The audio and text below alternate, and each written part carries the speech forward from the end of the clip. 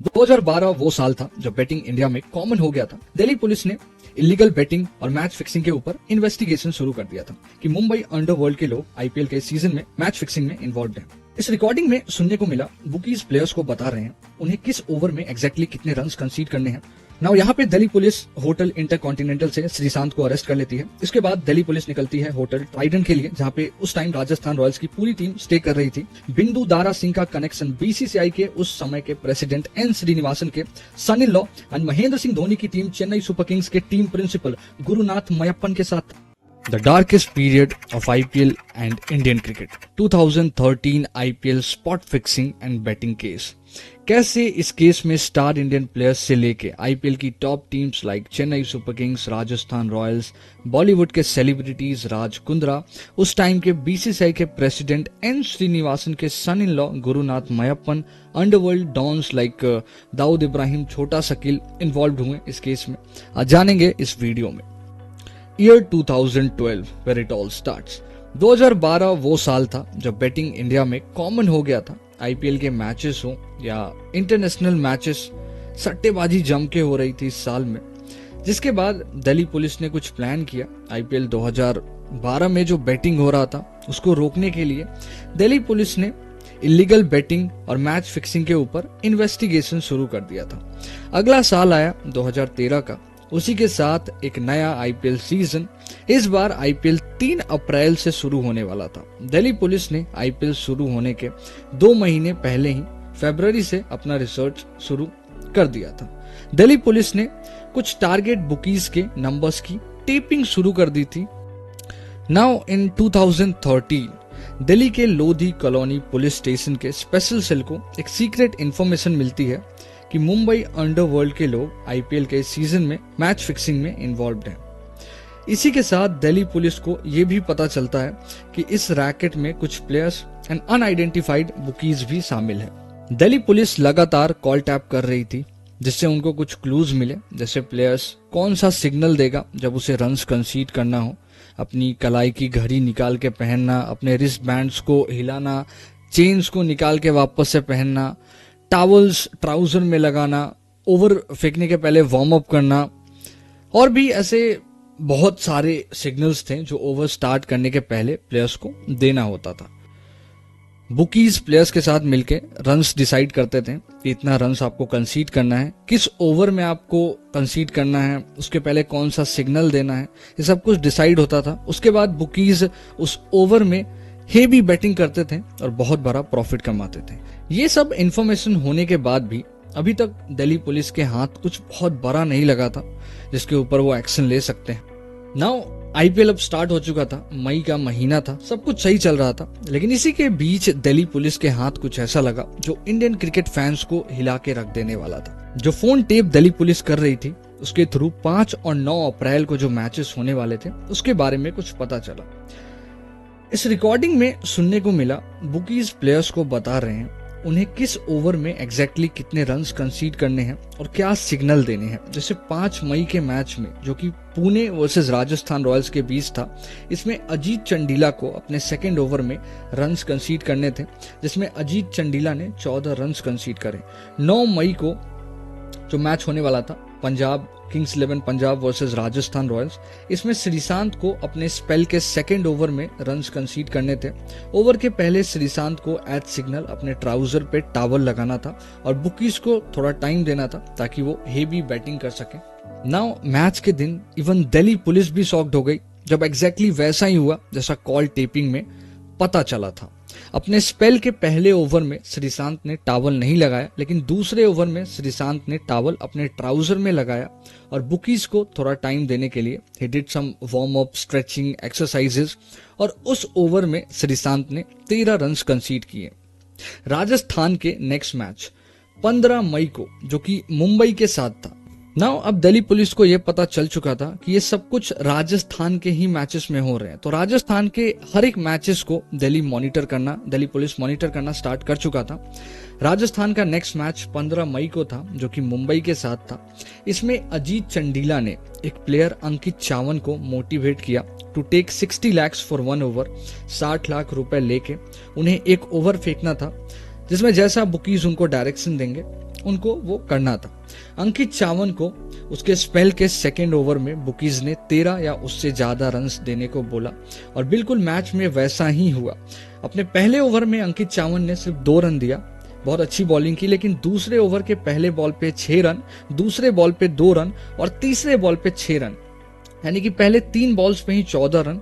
उसके बाद वापसी करते हुए अगले 3 बॉल्स में सिर्फ 1 रन दिया अंकित चावन ने और इस ओवर में 15 रन दिया। इस मैच के खत्म होते ही दिल्ली पुलिस की स्पेशल सेल की टीम अपने 2 ऑफिसर्स के साथ मुंबई पहुंचती है। दिल्ली पुलिस को ट्रैक करने पे पता चलता है कि players hotel intercontinental and Trident में रुके हैं। श्रीशांत होटल इंटरकॉन्टिनेंटल के एक रूम में अपने दोस्त जीजू जनार्दन के साथ था।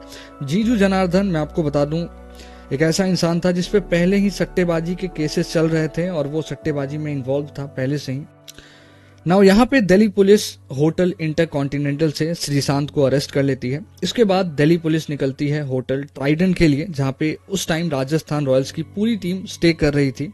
यहाँ से दिल्ली पुलिस ने अजीत चंडेला और अंकित चावन को अरेस्ट किया।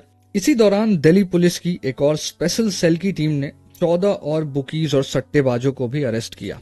नाउ दिल्ली पुलिस के ये सब करने के बाद मुंबई पुलिस के हाथ भी कुछ लगा। उस टाइम आईपीएल में एक पाकिस्तानी अंपायर था असद रौफ करके। मुंबई पुलिस इनके कॉल्स टेप कर रही थी, जिससे कई बड़े लोगों का नाम इस पूरे केस में सामने आया। कॉल रिकॉर्डिंग सुनने के बाद सबसे पहला जो नाम सामने आया वो था बिंदु दारा सिंह का। Big boss winner, Indian actor और लेट दारा सिंह के बेटे बिंदु दारा सिंह। इस कॉल रिकॉर्डिंग में असद रौफ बिंदु दारा सिंह को मैच की जानकारी दे रहा था। ये सब होने के बाद 21 मई को मुंबई पुलिस बिंदु दारा सिंह को अरेस्ट कर लेती है। मुंबई पुलिस असद रौफ को भी अरेस्ट करने जाती है, लेकिन श्रीशांत के अरेस्ट होते ही असद रौफ ऑलरेडी पाकिस्तान भाग चुका था, तो वो मुंबई पुलिस के हाथ नहीं आया। मुंबई पुलिस ने बिंदु दारा सिंह से पूछताछ चालू की, उसके कॉल्स रिकॉर्डिंग मॉनिटर करे, जिसके बाद कुछ ऐसा सामने आया जो पूरे आईपीएल को हिला के रख देने वाला था। बिंदु दारा सिंह का कनेक्शन बीसीसीआई के उस समय के प्रेसिडेंट एन श्रीनिवासन के son in law and Mahendra Singh Dhoni की टीम चेन्नई सुपर किंग्स के टीम प्रिंसिपल गुरुनाथ मयप्पन के साथ था। गुरुनाथ मयप्पन और बिंदु दारा सिंह के बीच पिछले कुछ दिनों में 30 से ज्यादा बार बात हुई थी। अब राजस्थान रॉयल्स के साथ एक और टॉप टियर टीम आईपीएल की चेन्नई सुपर किंग्स, या फिर आप कह सकते हो उस टाइम की सबसे बड़ी टीम चेन्नई सुपर किंग्स भी अब पुलिस के रडार में आ गई थी। मुंबई पुलिस चेन्नई के लिए निकलती है ताकि वो गुरुनाथ मयप्पन को अरेस्ट कर सके, लेकिन गुरुनाथ मयप्पन अपने घर पे नहीं था। काफी टाइम उसके घर पे वेट करने के बाद भी मुंबई पुलिस को गुरुनाथ मयप्पन नहीं मिला। इसके बाद मुंबई पुलिस चेन्नई से वापस मुंबई आ जाती है और अनाउंस करती है कि मयप्पन अगले दिन ही मुंबई आ जाए। 24 मई को मयप्पन मुंबई आता है, जहां क्राइम ब्रांच उसे अरेस्ट कर लेती है। अब मुंबई पुलिस गुरुनाथ मयप्पन से इन्वेस्टिगेशन चालू करती है, जिसमें मुंबई पुलिस को यह पता चलता है कि गुरुनाथ मयप्पन ने पिछले 2 सालों में आईपीएल पर हेवी बेटिंग करी है, लगभग 1 करोड़ की बेटिंग करी है। नाउ ऑब्वियसली अब कोई आईपीएल की टीम है, उसके मैनेजमेंट का एक मेंबर आईपीएल पर ही बेटिंग कर रहा है, तो सबका क्या पहला थॉट होगा, वी ऑल नो दैट। अब ये सब होने के बाद चेन्नई सुपर किंग्स ने इधर गुरुनाथ मयप्पन को अपने मैनेजमेंट से निकाल दिया और बताया कि गुरुनाथ मयप्पन कुछ नहीं, बस एक आम स्टाफ था चेन्नई सुपर किंग्स के मैनेजमेंट में। मुंबई पुलिस को इन्वेस्टिगेशन में यह भी पता चलता है कि एक बार गुरुनाथ मयप्पन ने चेन्नई सुपर किंग्स के हेड कोच स्टीफन फ्लेमिंग को चेन्नई सुपर किंग्स की बैटिंग ऑर्डर में बदलाव करने के लिए कहा था, और ये बात मयप्पन ने बिंदु दारा सिंह को भी बताई थी, और इस मैच में इलीगल बेटिंग भी हुई थी। नाउ दिल्ली पुलिस और मुंबई पुलिस तो अपना काम कर ही रही थी, लेकिन ये मामला बहुत ऊपर तक जा चुका था, जिसके बाद एक कमेटी बनाई गई इस केस को डीपली इन्वेस्टिगेट करने के लिए, जिसका नाम था जस्टिस मुकुल मुदगल कमेटी। इस कमेटी में हाई कोर्ट जज Mukul Mudgal, solicitor general of India N Nageswara Rao और senior advocate and former cricket umpire Nilay Dutta involve थे। बाद में कुछ और लोगों को भी शामिल किया गया था इस कमेटी में, जैसे former Indian captain Sourav Ganguly. Mudgal committee अपना इन्वेस्टिगेशन चालू करती है। बीच में एमएस धोनी को भी बुलाया गया था मुदगल कमेटी द्वारा जांच के लिए, जो कि चेन्नई सुपर किंग्स के कैप्टन और उस टाइम भारतीय कैप्टन भी थे। एमएस धोनी को बुलाया गया और उनसे पूछा गया कि गुरुनाथ मयप्पन का कितना इन्वॉल्वमेंट है चेन्नई सुपर किंग्स की टीम में, क्या वो कोई डिसीजन लेता है, क्या उसका कुछ भी इन्वॉल्वमेंट है प्लेइंग 11 बनाने में या फिर किसी भी फॉर्म में? क्या गुरुनाथ मयप्पन का इन्वॉल्वमेंट है चेन्नई सुपर किंग्स की टीम से? कमिटी ने बताया कि महेंद्र सिंह धोनी का जवाब ना था। महेंद्र सिंह धोनी ने बताया कि गुरुनाथ मयप्पन किसी भी टीम मीटिंग या फिर टाइम आउट हो गया, कभी भी गुरुनाथ मयप्पन वहां पे नहीं होता था और उसका टीम से कुछ खास लेना देना नहीं था। MS धोनी को जब मुदगल कमेटी ने जांच के लिए बुलाया था, इसके बाद इंडियन मीडिया में कुछ ऐसा फैलने लगा जैसे कि महेंद्र सिंह धोनी भी इस केस में इन्वॉल्व्ड है। लेकिन सबको पता था कि ऐसा नहीं है, ना वो सब यही चाहते थे कि ऐसा ना हो, क्योंकि अगर MS धोनी का इसमें नाम आ जाता सबका क्रिकेट से भरोसा ही उठ जाना था। लेकिन ऐसा कुछ था नहीं। MS धोनी, उनके मैनेजर अरुण पांडे से पूछताछ की गई, लेकिन ऐसा कुछ सामने आया नहीं कमेटी के, जिसके बाद महेंद्र सिंह धोनी को जाने दिया गया। इन्वेस्टिगेशन कंप्लीट होने के बाद मुदगल कमेटी ने 170 पेजेस की एक रिपोर्ट जारी की, जिसमें गुरुनाथ मयप्पन को दोषी करार दिया गया। साथ ही साथ राजस्थान रॉयल्स के कोच राज कुंद्रा को भी बेटिंग एंड स्पॉट फिक्सिंग में दोषी पाया गया। ये केस यहीं तक नहीं रुका, इसका इन्वॉल्वमेंट बताया जाता है कि अंडरवर्ल्ड से भी था। मुंबई पुलिस को यह पता चला कि बिंदु दारा सिंह को जिसने बुकीज के कॉन्टेक्ट दिए थे वो पाकिस्तानी अंपायर असद रौफ था, और ये बुकीज के लिंक थे पाकिस्तान से, और प्रोबेबली वो दाऊद इब्राहिम और छोटा शकील जैसे लोग वहां से ऑपरेट कर रहे थे। लेकिन इसके बारे में कुछ ठोस सबूत था नहीं। एक रिपोर्टर से बात करते हुए छोटा शकील ने बताया कि ऐसा कुछ नहीं है, और उन्होंने ये जो भी रिपोर्ट्स हैं उसको डिनाई किया। सब कुछ होने के बाद 13 सितंबर को BCCI ने श्रीशांत और अंकित चावन पे लाइफ टाइम बैन लगा दिया। इसके बाद सुप्रीम कोर्ट ने एक कमेटी बनाई ये डिसाइड करने के लिए कि चेन्नई सुपर किंग्स और राजस्थान रॉयल्स को क्या सजा मिलेगी।